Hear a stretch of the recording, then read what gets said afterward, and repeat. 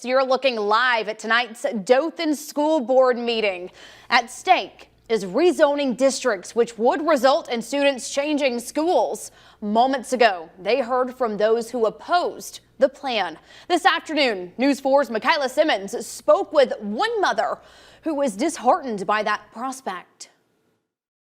Taisha Walton's second grade daughter attends Hidden Lake Primary School.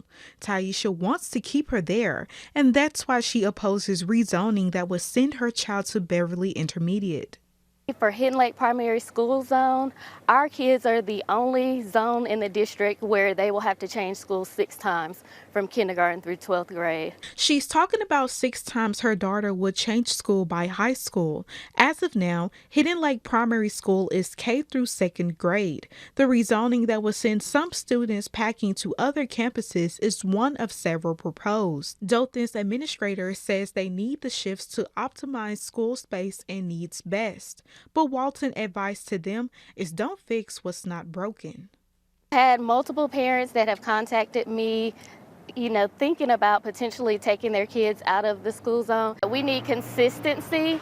We need consistency in word and deed to build up community confidence in Dothan City Schools, and right now they're not doing that. Walton says she fears rezoning will have negative impact on her child. It's a lot to ask of 7- and 8-year-olds to move schools almost every year. And, they will be with their current, classmates, but it's a new building, a new administration. I think it's a fairly new principal there. In Dothan, Michaela Simmons, your hometown news leader.